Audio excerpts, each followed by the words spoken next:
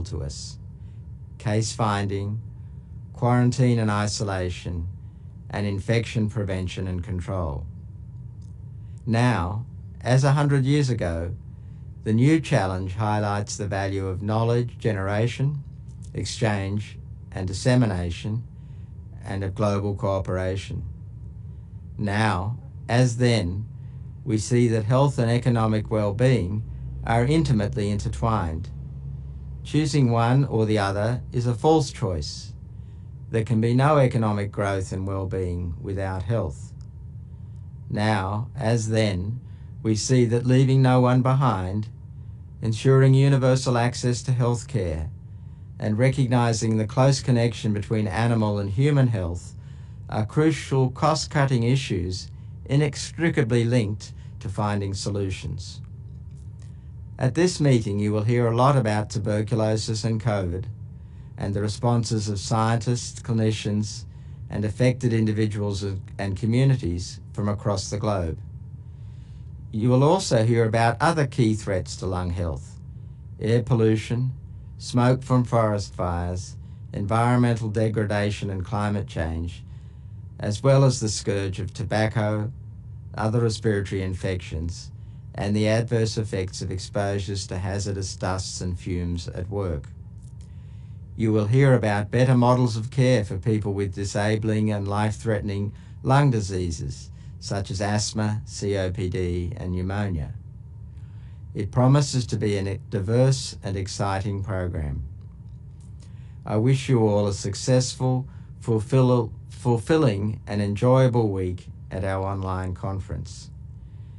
In doing so, I would like to extend a particular thank you to the Coordinating Committee of Scientific Activities, led by Dr. Karen Middlecoop, and the Union's conference team, led by David Jackson, who have worked tirelessly throughout the year to bring you this online festival of science, research, and policy.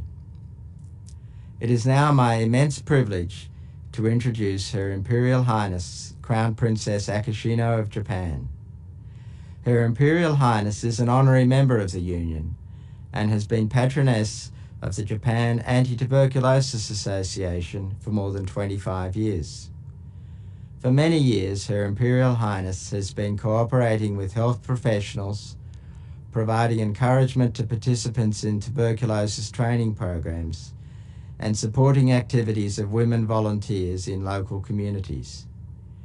She has been promoting public awareness of tuberculosis and other health issues, both nationally and internationally. Your Excellencies, honored guests, distinguished members of the Union, conference participants, it is a great pleasure for me to participate virtually in this 51st Union World Conference on Lung Health. I would like to thank all those who have made this conference possible this year, which has been a difficult period of time for all of us because of the COVID-19 pandemic. I'm also grateful to the numerous professionals with experience in a fight against TB who have been making great contributions in the global fight against COVID-19. The World Health Organization has named 2020 the International Year of the Nurse and Midwife, and I would like to acknowledge the critical role that nurses and midwives are playing in the response to COVID-19. For instance, in the case of Japan, public health centers and public health nurses have been devoted to preventing the spread of the disease through measures such as counseling patients and coordinating their hospitalization. At the same time, COVID-19 is creating an extremely great challenge to our efforts on public health. This is a historic challenge that is affecting every country in the world, and there is a risk that years of progress against TB may be reversed. We can and must prevent this from happening. The Union has a vital role with its members so important in our efforts relating to TB and lung health.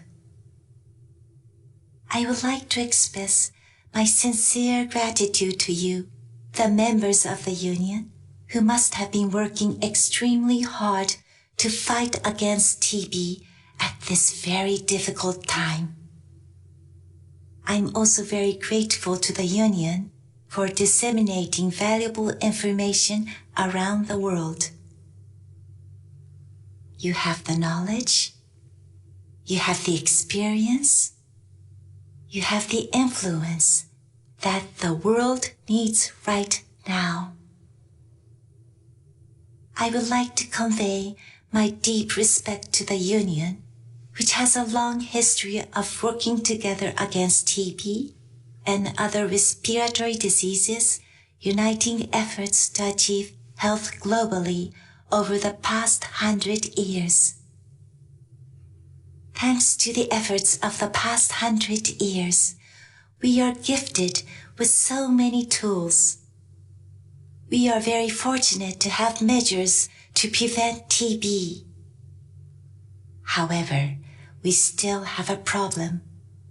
The problem is that we are yet to fully implement the means that we already have in our hands.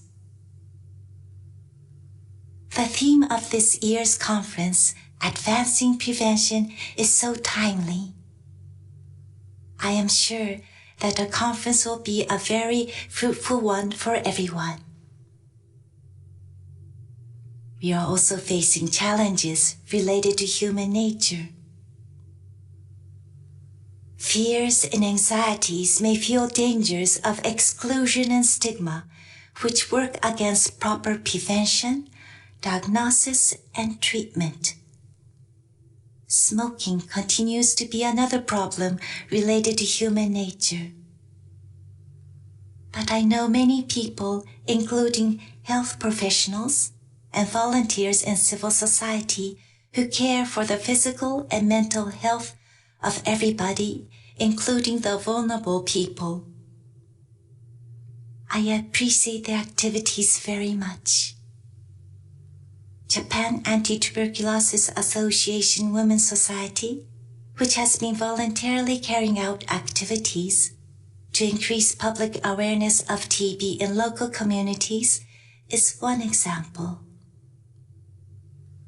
The Union gives us hope. The Union brings us together from so many parts of the world toward the common goal of ending TB. We shall continue our precious task to bring about a healthier world for all of us, for our children, and for future generations. Thank you very much.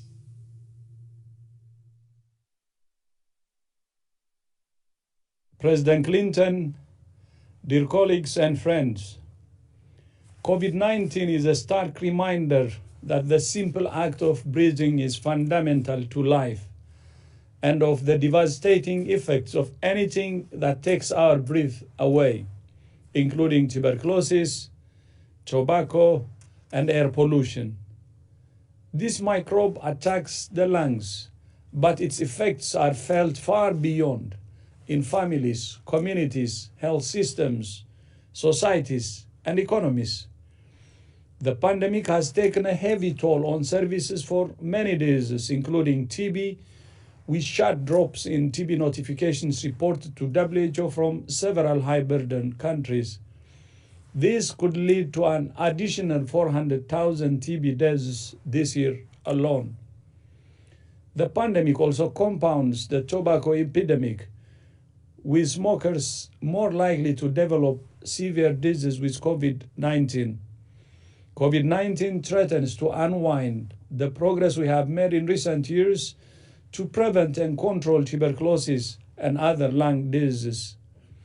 The impacts of the disease itself and the response to it, including stay-at-home orders and other so-called lockdown restrictions, exacerbate many of the driving factors of TB. including poverty, inequality, and stigma.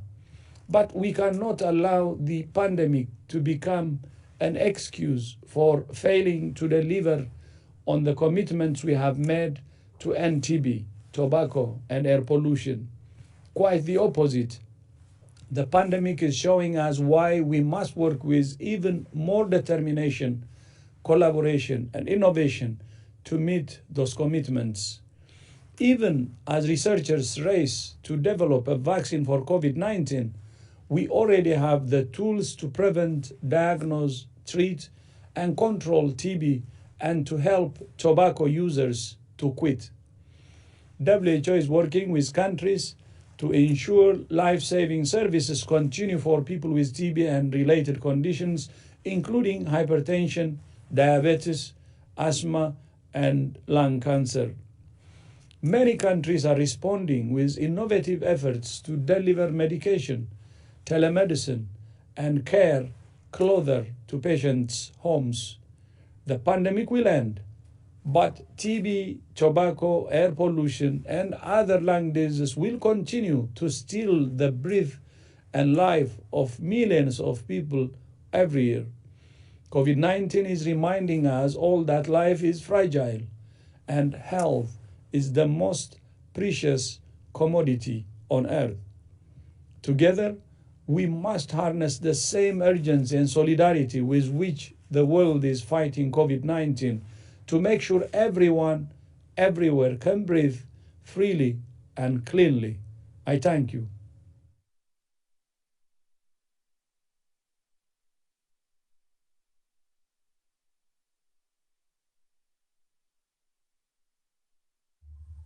Hello everyone, my name is Yvonne Chaka. COVID is the crisis of our generation, bringing death, destruction, division, despair, and devastation.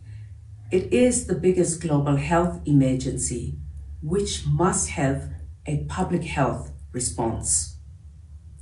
It has exposed our broken systems of government within countries and globally, across borders. We must urgently press the reset button. We must build back better. But what does this mean? We all have grandparents, granddads, grandmothers, sisters, brothers, cousins, nieces, friends. We all have people that we love. We're all connected by a human family beyond globalization and trading. For an effective public health response, we cannot leave anyone behind. There can be no missing person, no exclusion due to stigma, because every life matters. Everyone is precious. Building back must be based on social justice, where access to healthcare and livelihood is inclusive, more affordable, and more equitable. Everyone needs access to diagnostics and treatment, including vaccines. We must rebuild trust in our governments and systems through collective responsibilities and share knowledge. The need for social distancing cannot be used to stigmatize and victimize people and their communities. There must be greater honesty and integrity in decisions made by leaders. Their decisions must be based on strong evidence using the best scientific results. This must lead to effective policies and restore confidence in our systems of government and decision-making. We must counteract fake news and misinformation. The time has come to reset our values by giving equal weight to health security as we do economic security. People before profit. We must build robust health systems to stop COVID claiming more lives and stealing livelihoods. Saying no to collateral damage from TB and other diseases. We must have a holistic public health response. We must find new ways of funding, pricing, and sharing the value offer medical research for the benefit of all, not just a few. We must put access to healthcare at the forefront. Let's together say no to preferential access. We must reignite the spirit of Ubuntu, the spirit of I am because we are in our communities by making them the central core of our common purpose. As a South African growing up during apartheid, I know the importance and values of Ubuntu as a universal bond of sharing our common humanity. We need the spirit of Ubuntu today. No one nation can succeed unless all nations succeed. We have to overcome our differences and work diligently towards our common goal. Together, we are stronger. For you, for me, for our survival, we must demand that global solidarity move beyond an ideology. We must make it an achievable goal through strong political will based on genuine moral and ethical leadership. Ladies and gentlemen, I thank you.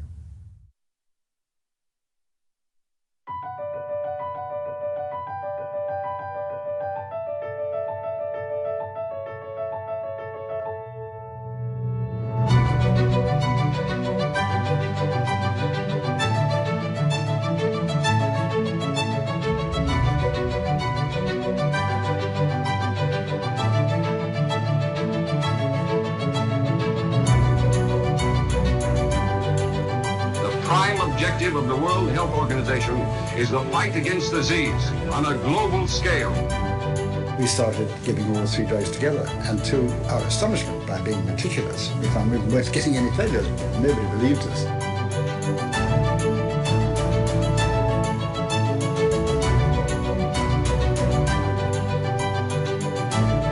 On this World Tuberculosis Day, let us reaffirm our commitment to tackle this deadly disease together.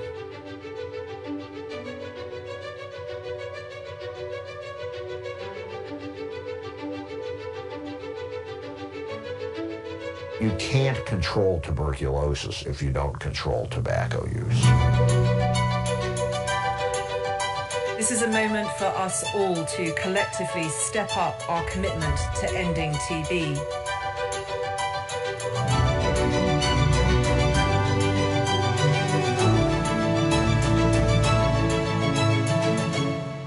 Please welcome Jose Luis Castro, Executive Director of the Union.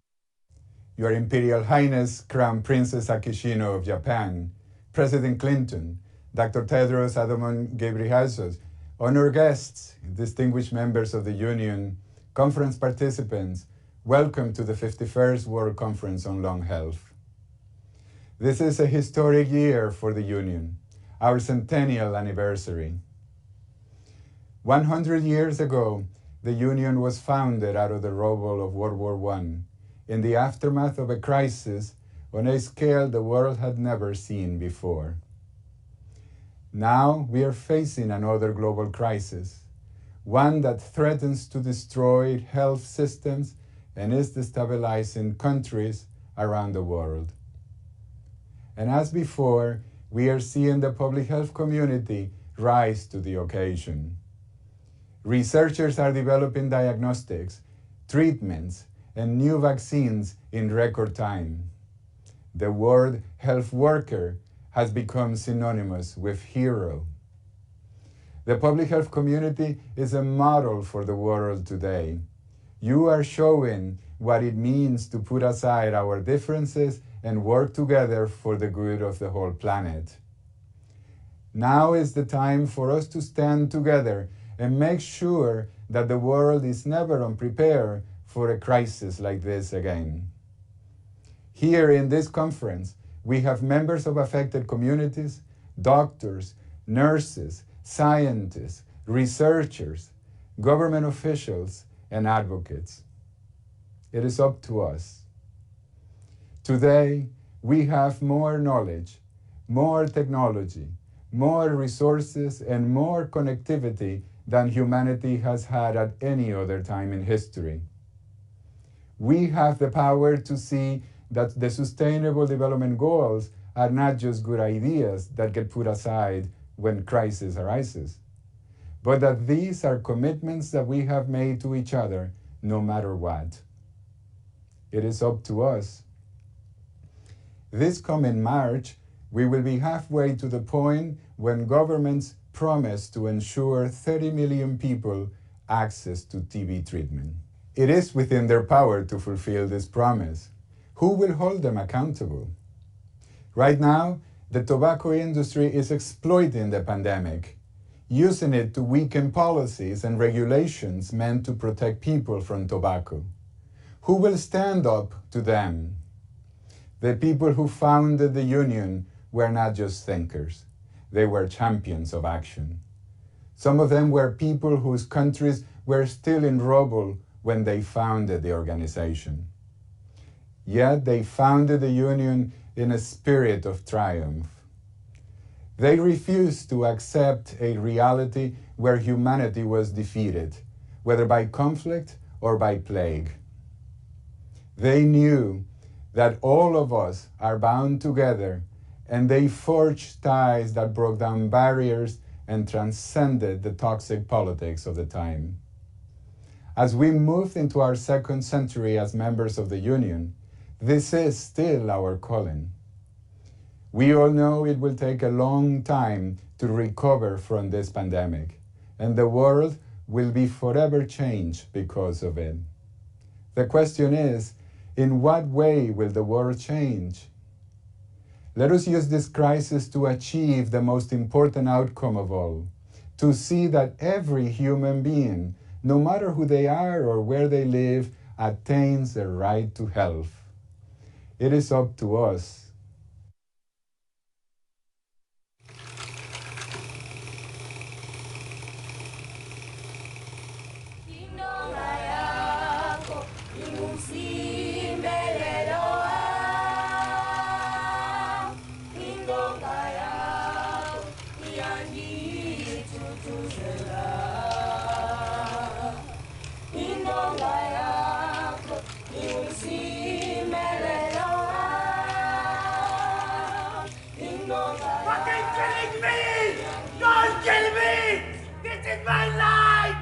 Are these new demands? No. TB communities continue to suffer, and we've had years of protests behind us. There seems to be a failure in understanding and ensuring a people-centered, rights-based response to TB. Stigma continues to destroy the core of people who are seeking care and support. We are losing lives each minute, and the question is, are we serious and willing to end TB?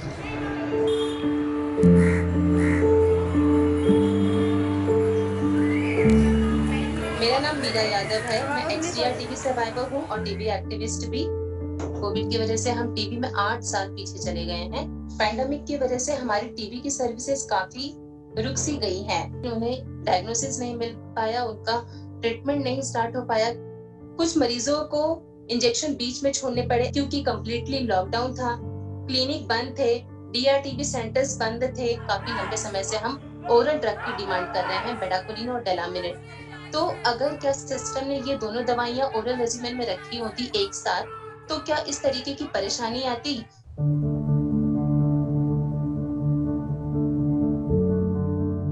The number of times I was told I was going to die was like 3 times. And the numbers of pills swallowed were like 20,000 to 30,000 tablets. If you get all drugs that make you deaf, blind, or disabled for life. This is not fair.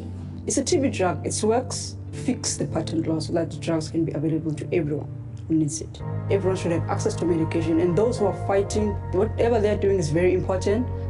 I think that everyone must be involved. Scientists, politicians, patients, etc. Like everyone must be involved.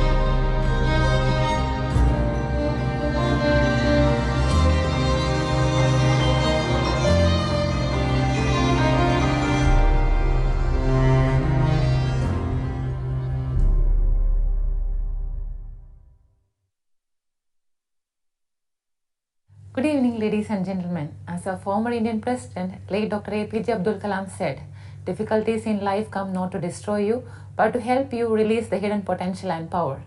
I have been working as a nurse for the past 11 years and have had TB thrice. After a tiring night shift in 2011, an X-ray revealed I had patch over the left upper zone, for which I was empirically started on 4-drug ATT. Then in 2014, while I was doing my master's in neuroscience, again I felt the same pain. X-ray revealed patch over the left upper zone. This time I was started in ATT with injection streptomycin. Last year, because of the increasing pollution and repeated chest infections, I wanted to try for better job opportunities abroad. A routine chest X-ray showed consolidation over the left upper and middle zone. The CBNAT report came. I was resistant to rifampicin. I was devastated and really fed up of that long treatment regimen. The first thing I requested my physician this time was not to prescribe me IM injections because it is too easy to give but too much painful to take it daily. From day one of treatment, I felt life was just miserable. I took 22 tablets plus injection kanamycin a day. From 56 kg, I reduced to 48 kg in a month's time. Thereby, I decided to go back home in Kerala and restart my treatment. Third month, with all the side effects, I had blurring of vision. I had sleepless nights, crying spells, emotional breakdowns. Neither me nor my family could figure out what was happening to me. I couldn't cope positively. On top of all this, I received a memo from work stating my leave was not sanctioned. So I traveled back to Delhi, where I was posted in neurosurgery ward, where I developed pedioapical abscess and had to be on antibiotics. With lots and lots of trauma, physically and mentally, I completed my treatment in April 2020. After these experiences in life, as a nurse today, I can feel the pain my patient feels during an IM or IV injection. I know how important it is to talk to each patient with love and care and to support and provide information on their treatment. I learned the value of being heard. As nurses, we deserve to get leave when we are sick with tuberculosis. We deserve to get vaccinations, periodic checkup, and easy access to treatment. Tomorrow, we all can be in the same shoes, so we need to treat our co-workers with compassion and empathy. It's high time to end discrimination and stigma, which I felt badly during my MDR treatment. We need to take care of ourselves so that we can take care of many. I'm really thankful to the whole organizing team of the union and Ms. Riya for this wonderful opportunity.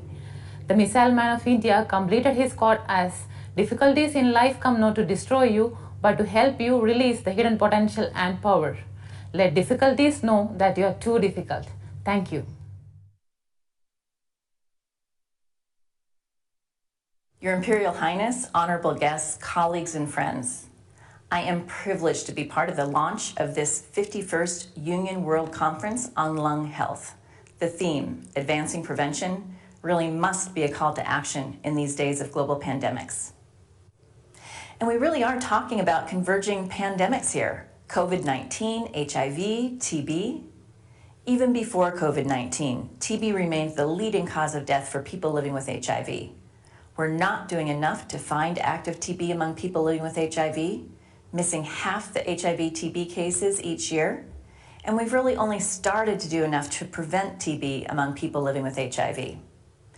And then comes COVID-19. Threats of service interruption for HIV and TB are very, very real. We've already seen them. Modeling with UNAIDS and WHO projects that a 6-month interruption in HIV treatment alone in sub-Saharan Africa could lead to massive losses of lives, 500,000 additional deaths, bringing us back to 2008 levels. We could lose a decade of progress in just 1 year. And so we can't let COVID-19 be an insurmountable hurdle to progress and preventing TB and HIV. After all, we've been overcoming hurdles together for decades.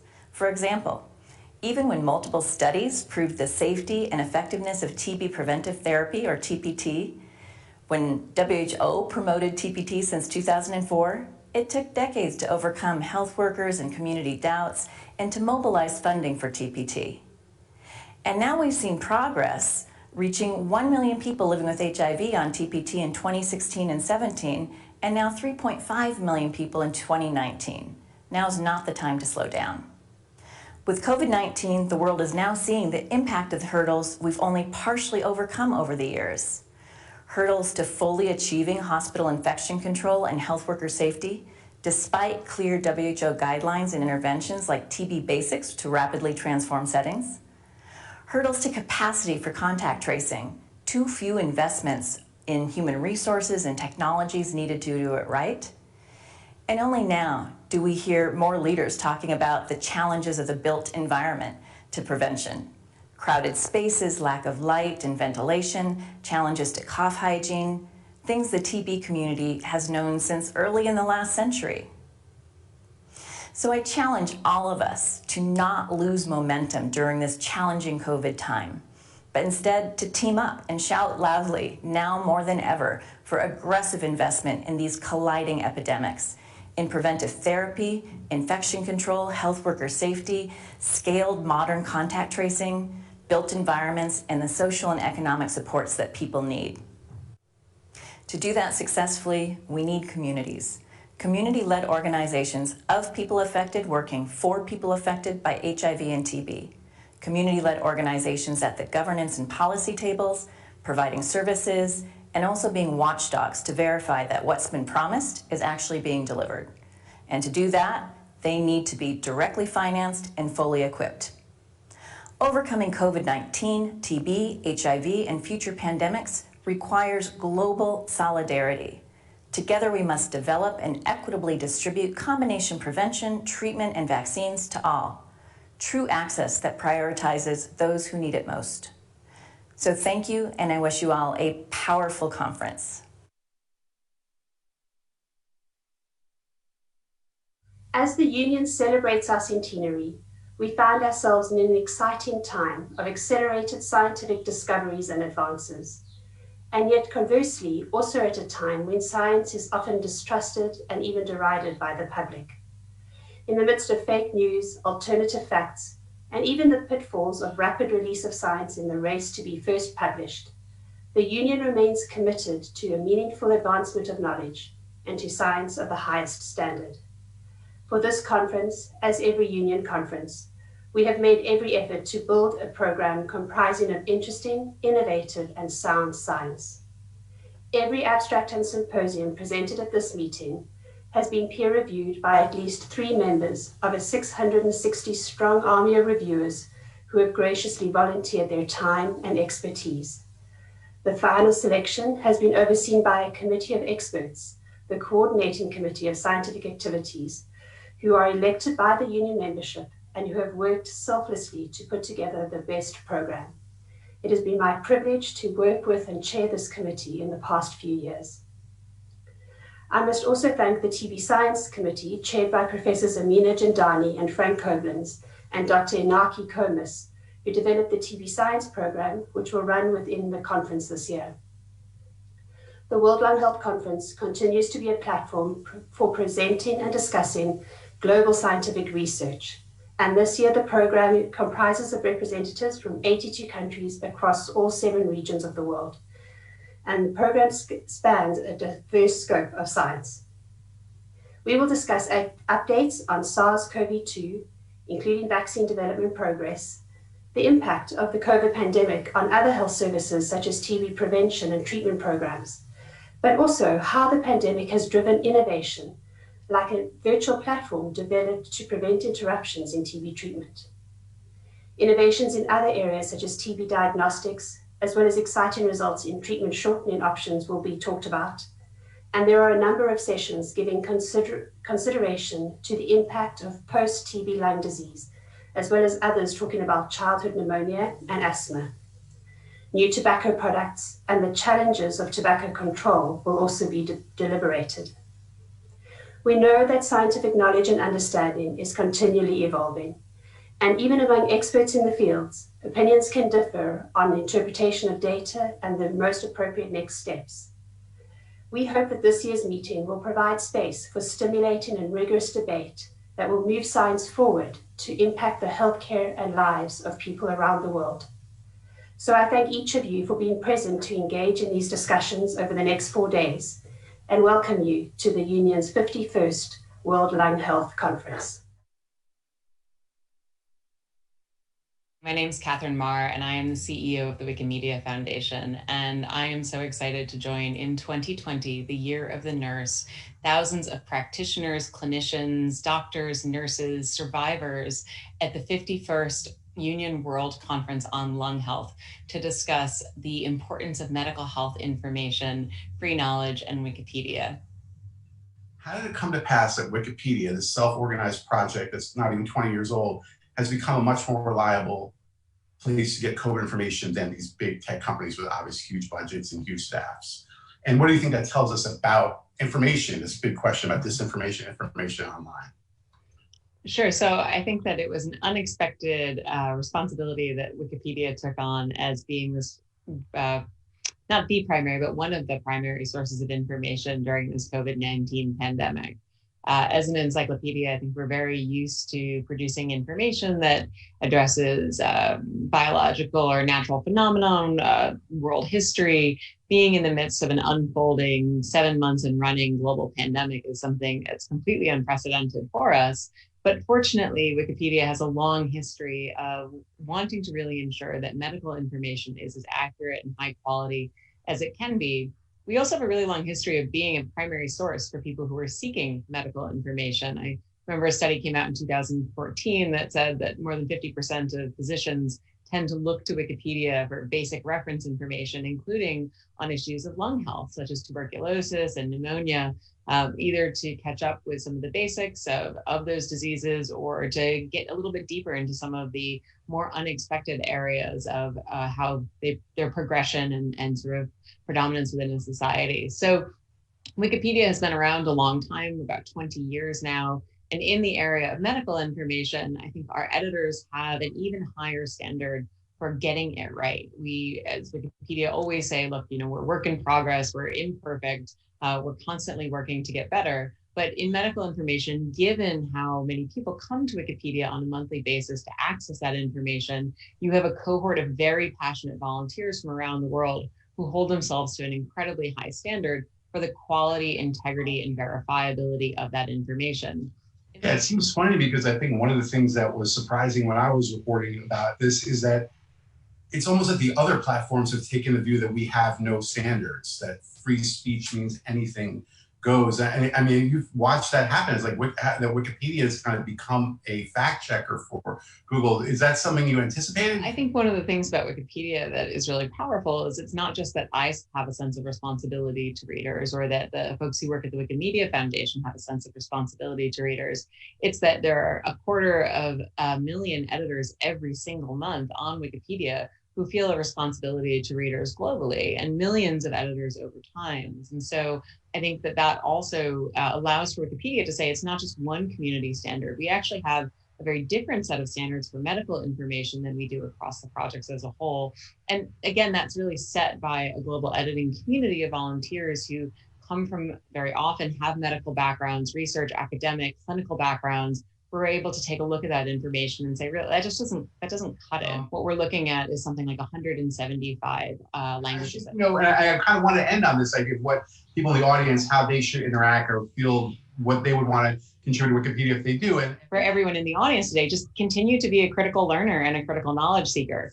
Wikipedia and the Wikimedia Foundation have presences all over the globe through local communities, chapters, and clubs that are more than happy to work with you, your institution, to make more knowledge available. That is our goal. That is our only mission. That is our only aspiration, is to make more knowledge available to the world and to enable everyone to participate in its creation. So that's my answer is click edit, find a group that is in your local area, find an area of passion for you, and please help make the world a more informed and better place. Please welcome the union's TB ambassador, Claire Forlani. Good afternoon. I'm honored to be here today and to speak with these distinguished guests and all the committed people trying to make a difference in the tuberculosis epidemic in these testing and very, very trying times. It's been a year since I was in Hyderabad, India, at last year's conference, spending time with people who have survived TB and who continue to raise awareness of the disease. These people are extraordinary. They are inspiring, and their ability to educate us is integral to bringing an end to this debilitating and horrific disease. Hyderabad opened my eyes in so many ways. speaking with the TB survivors from around the world, taught me that in fact, to end any kind of epidemic, you need community to be up front and center of the response. 12 months later, in the middle of the COVID-19 pandemic, I believe this to be truer than ever. The horrific pandemic is disproportionately affecting the poor and the vulnerable, those people living with pre-existing conditions, those people living with chronic diseases such as diabetes and hypertension, migrant workers, people working on the front line who just cannot afford not to work. And yet the voices of these communities have been largely stifled in many countries across the globe, or totally silenced. This has to change. Both the HIV and TB responses have shown that we need community to partner with the scientific community, uphold the sanctity of evidence-based policy, and hold governments at all levels accountable when they are making decisions that affect the lives of their citizens. Contact tracing and testing are not new. They are, in fact, directly from the TB playbook. If the people we vote for are not getting the tracing and the testing right, we need those most affected to be at the table and to call the decision makers out. And going forward, we are convinced in the TB community that if we are to deliver safe and equitable vaccines, we have to insist that the community is part of the equation, both in their oversight, but also in their delivery around the world. Today, TB doesn't yet have an effective vaccine, but it is preventable, treatable, and curable. And yet for years and years now, the disease has been needlessly killing 4,000 people a day. That's right. 1.5 million people die each year from TB. But governments aren't listening. This, it seems, is not a headline-worthy topic. And TB deserves headlines. Maybe COVID-19 pandemic will deliver the most urgent one. Government, invest in the health of all your citizens. Thank you. And we can only hope that this reverberates.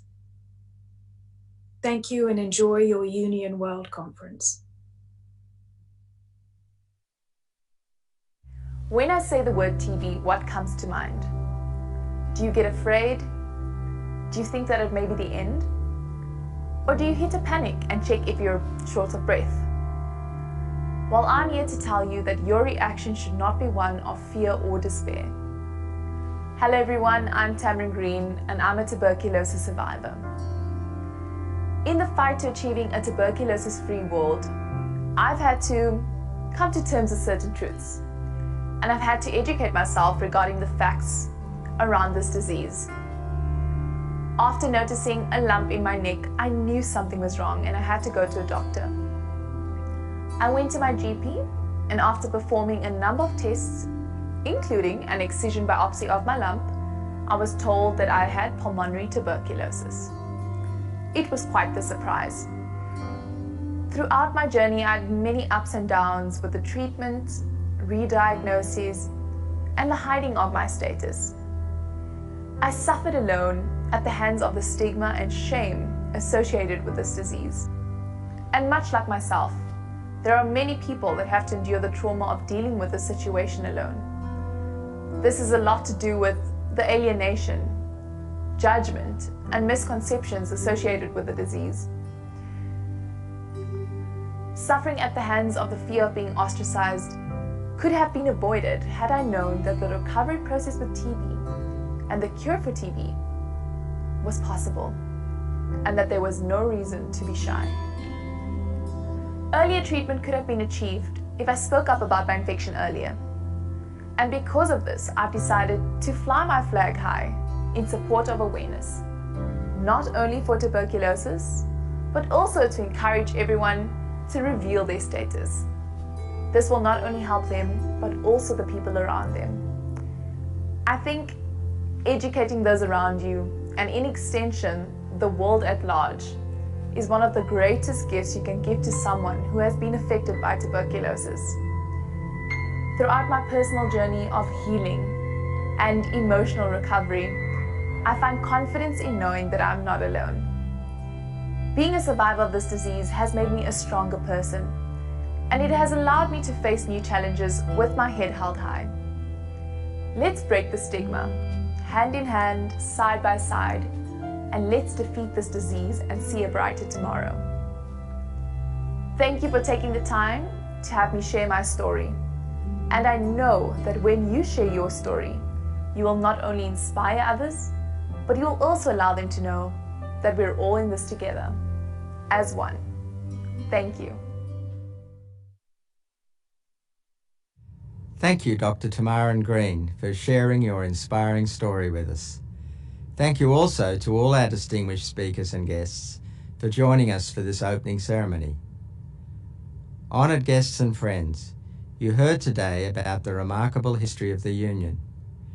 You have also heard something of the major challenges we all face now, finishing the job that we started 100 years ago and finally ending TB, dealing with the new threat of COVID-19 and other airborne threats to health, including both known and as yet unknown infectious agents, air pollution, smoke from forest fires and agricultural burning, tobacco products and workplace hazards. We have heard about asthma, COPD and pneumonia, common diseases for which effective treatment is available. However, too many of the world's population do not have access to those treatments.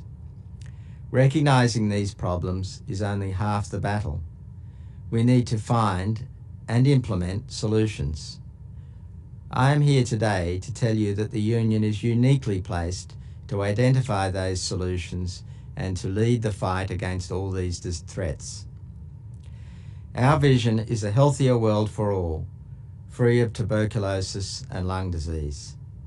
We are a membership organisation, a technical organisation, and a scientific organisation. Our members are from all parts of the world. We are made up of government and non-government agencies, charities, donors and funders, professional groups, patient groups, and civil society organisations.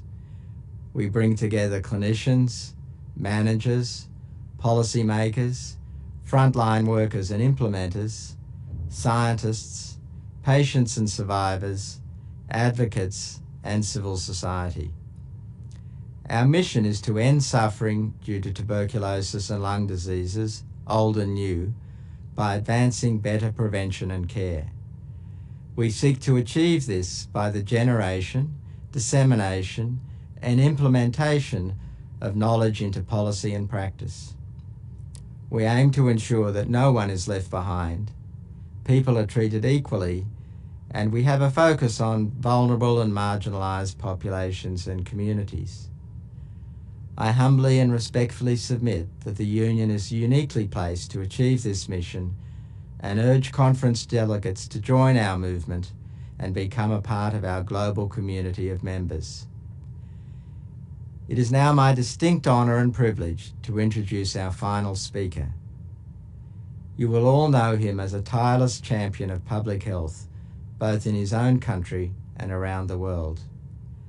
Please join me in welcoming President Bill Clinton, founder and board chair of the Clinton Foundation and 42nd President of the United States of America. I'm proud to join all of you for the 51st Union World Conference on Lung Health. I'd like to acknowledge Her Imperial Highness, Crown Princess Akashino, and the many honored guests participating today. I'd also like to thank Professor Guy Marks, Jose Luis Castro, and everyone at the Union for your remarkable work in the fight against tuberculosis and lung disease.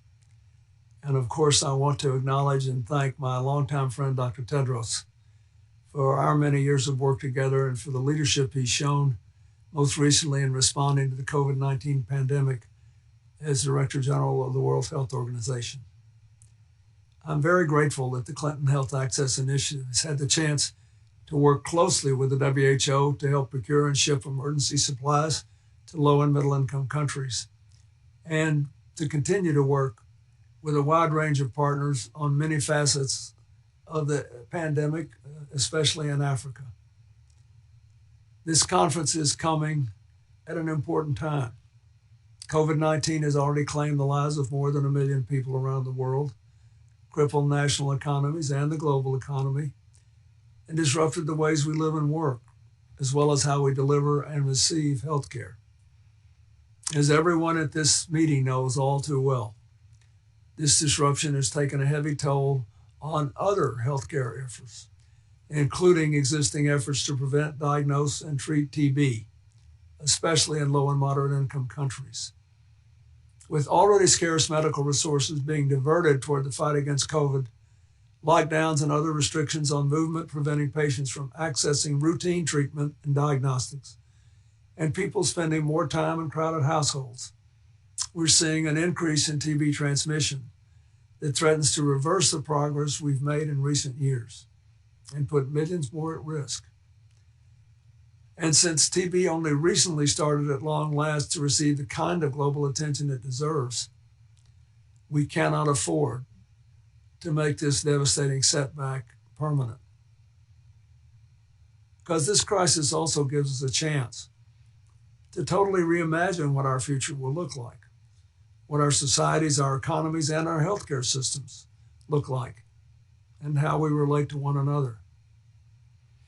The path to an optimal post-COVID world is unlikely to be simple or quick, but we cannot simply revert to the status quo, where we have insufficient efforts to find and treat people with TB and keep them on treatment, where our public health response to different illnesses takes place in silos rather than comprehensive systems that focus on the whole person, and where we lack the vision and political will to properly fund global health programs. We need to seize this moment to make investments in sustainable, comprehensive lung health programs, not just to get the pandemic under control, but to eliminate COVID-19 and to eliminate tuberculosis, while improving treatment for all other pulmonary illnesses. When I was president long ago, I was especially proud that 43 million more Americans were breathing air that met the highest quality standards when I left office than when I took office. We've got to keep working on this. First, we have to find ways to minimize disruptions in essential health services during potential new waves of COVID. One key here will be protecting the workers on the front line of TB care by ensuring that they have access to COVID-19 tests, PPE, and other resources so they can continue their important work. As testing capacity for COVID continues to scale up worldwide, we should leverage these gains to find more cases of TB. As people are assessed for COVID-19 in clinics, especially in low and middle income countries, there are opportunities also to test their TB status and to start them on treatment. And TB diagnostic technologies and development may also make it easier and cheaper to test people more widely. I know the challenges we face are daunting, but if we come together with a coordinated, creative response, with the resources and will to support it, we can save lives today and for years to come. And you can be winning again in this big battle. Thank you for your extraordinary work.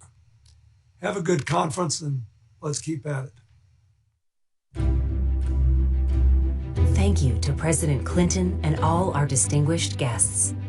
The 51st Union World Conference on Lung Health is now open. Thank you for joining us.